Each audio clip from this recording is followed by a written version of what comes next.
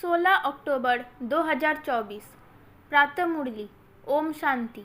बाप दादा मधुबन। बाबा कहते हैं, मीठे बच्चे, तुम माता पिता के सम्मुख आए हो अपार सुख पाने।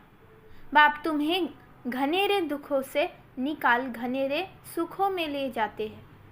प्रश्न, एक बाप ही रिजर्व में रहते पुनर्जन्म नहीं लेते हैं, क्यों?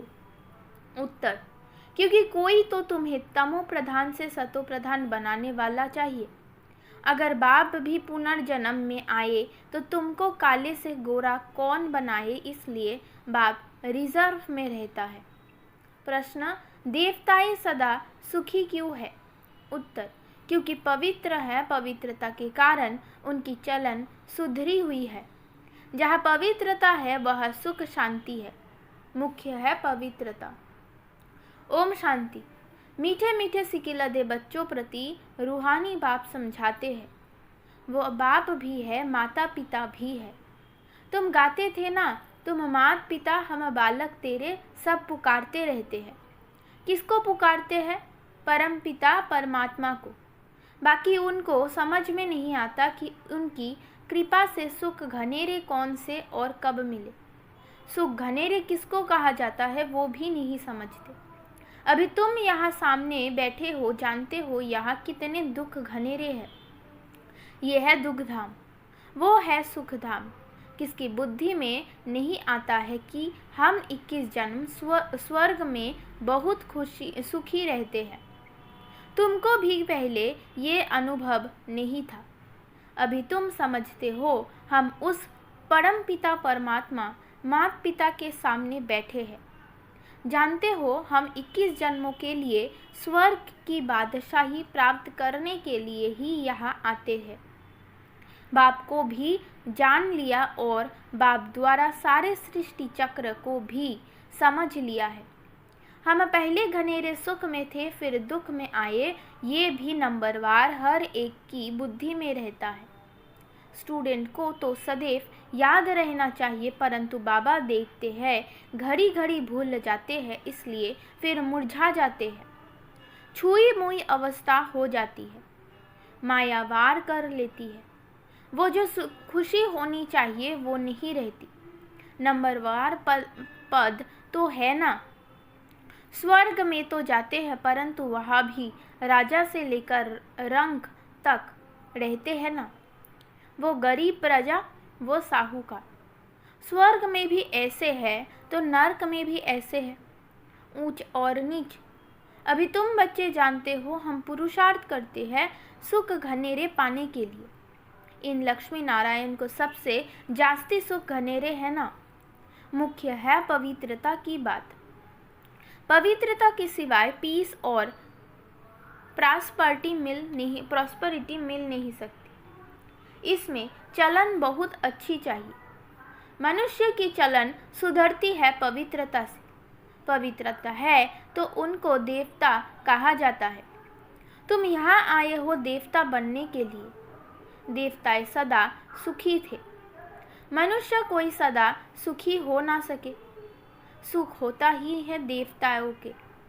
इन देवताओं की ही तुम पूजा करते थे ना, क्योंकि पवित्रता थे। सारा मदर है पवित्रता पर। विघ्न भी इसमें ही पड़ते हैं। चाहते हैं दुनिया में पीस हो। बाबा कहते हैं सिवाय पवित्रता के शांति कभी हो ना सके।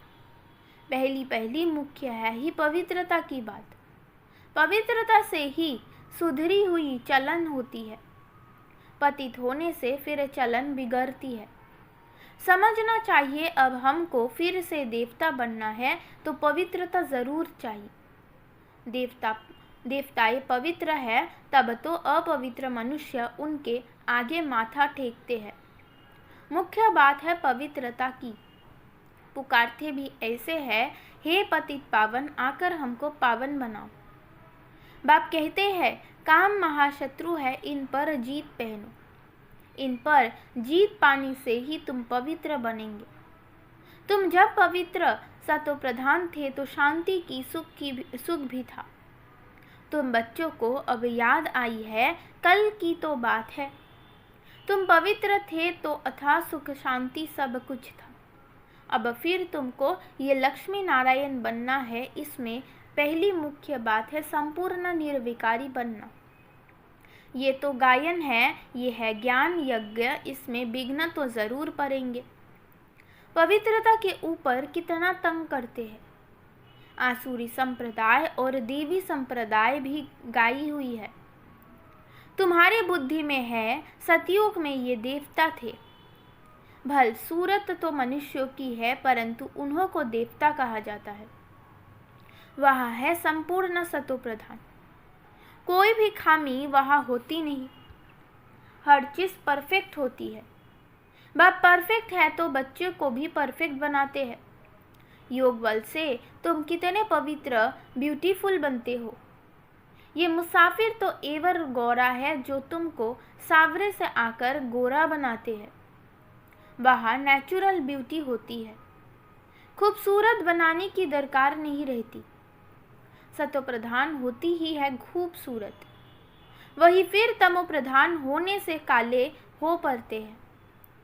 नाम ही है श्याम और सुंदर। श्री कृष्ण को श्याम और सुंदर क्यों कहते हैं? इसका अर्थ कभी कोई बता न सके सिवाय बाप के। भगवान बाप जो बातें सुनाते हैं वो और कोई मनुष्य सुना नहीं सकेंगे।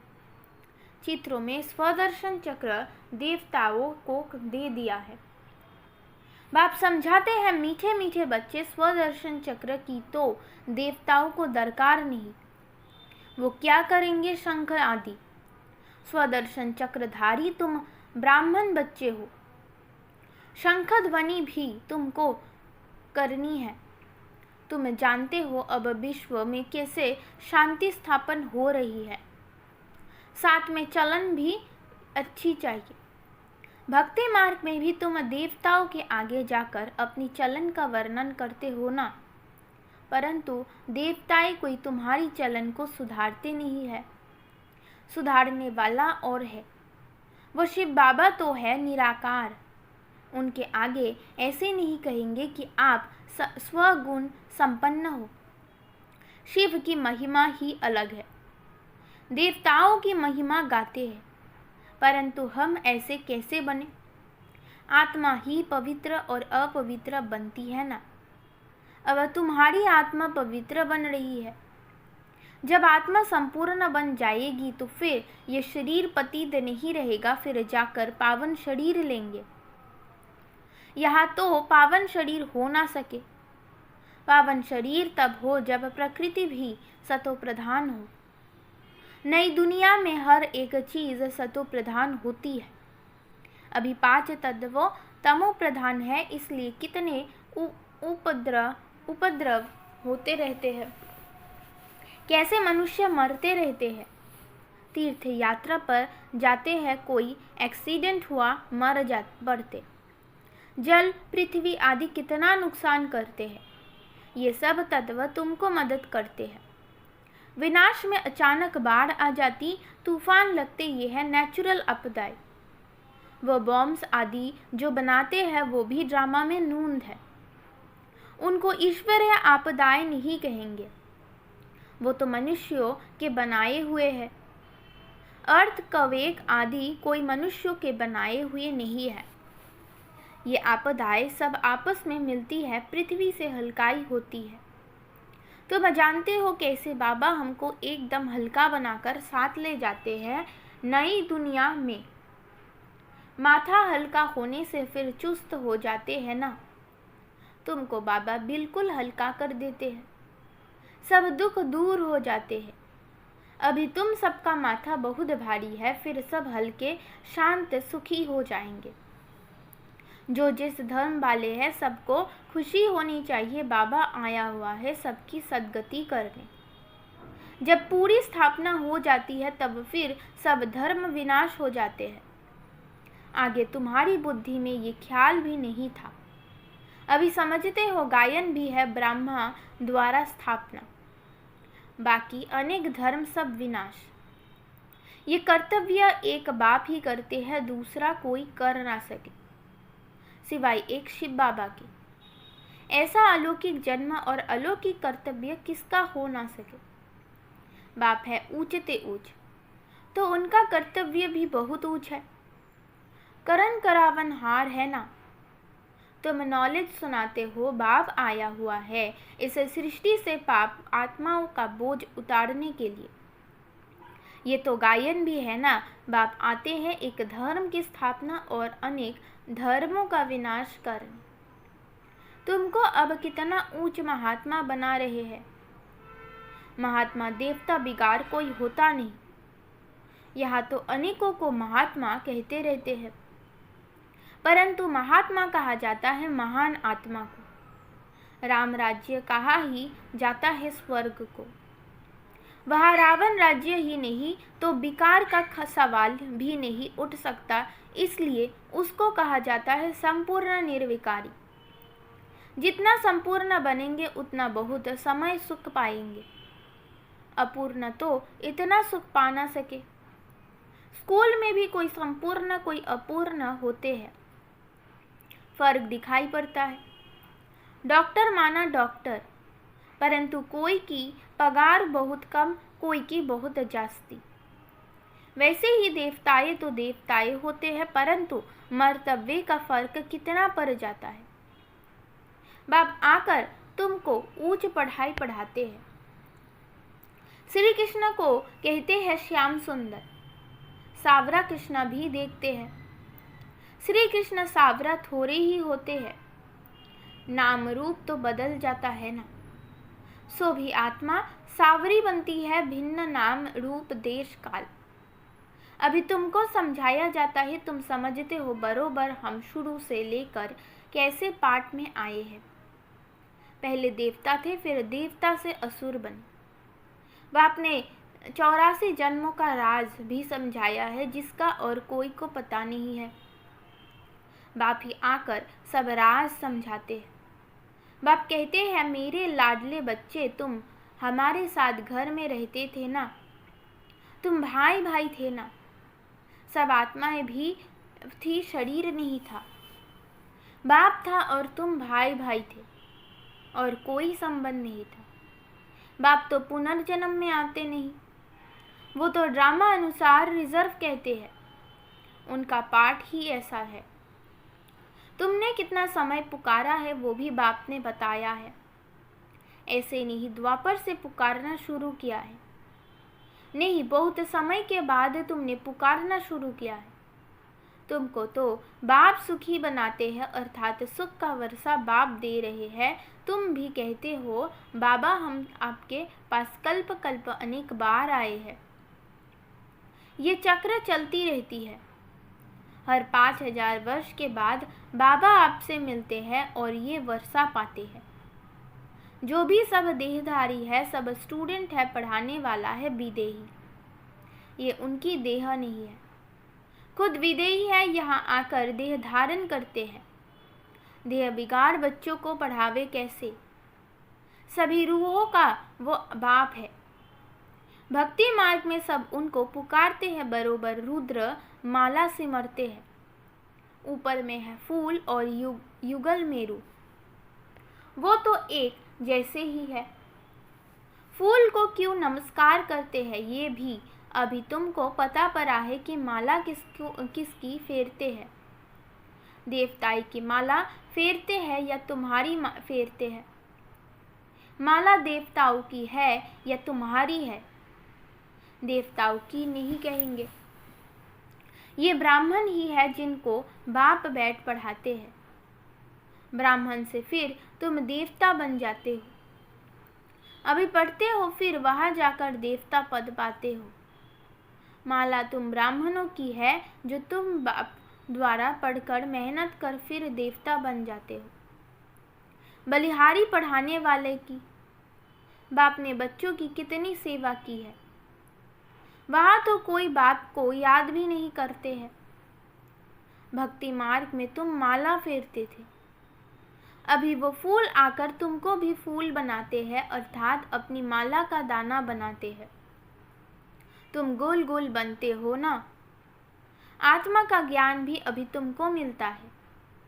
सारे सृष्टि के आदि मध्य अंत का ज्ञान तुम्हारी बुद्धि में है, तुम्हारी ही महिमा है। तुम ब्राह्मण बैठ आप समान ब्राह्मण बनाकर फिर स्वर्गवासी देवी देवता बनाते हो।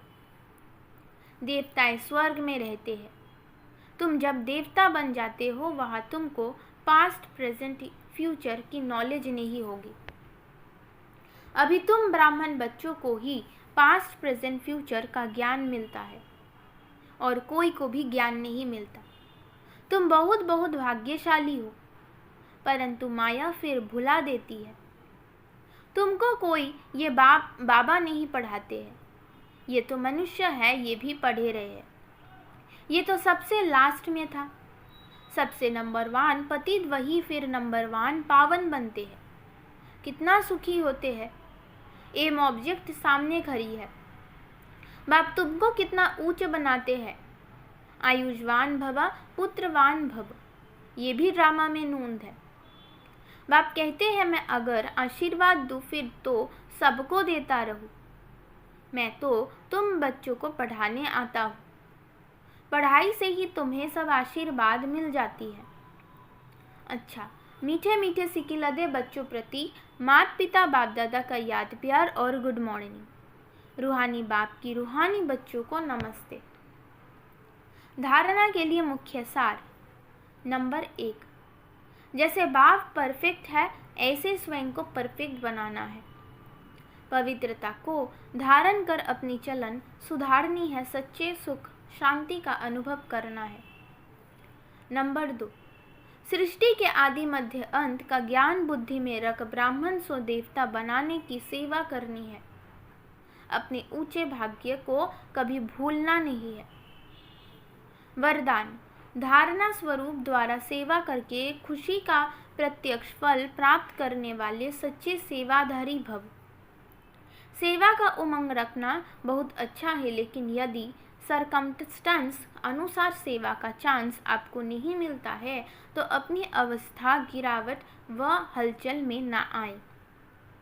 अगर ज्ञान सुनाने का चांस नहीं मिलता है लेकिन आप अपनी धारणा स्वरूप का प्रभाव डालते हो तो सेवा की मार्ग जमा हो जाती है।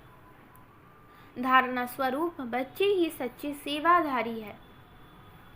उन्हें सर्व की दुआएं और सेवा के रिटर्न में प्रत्यक्ष फल खुशी भी अनुभूति होती है। स्लोगन, सच्चे दिल से दाता विधाता वरदाता को राजी कर लो तो रूहानी मौज में रहेंगे। ओम शांति।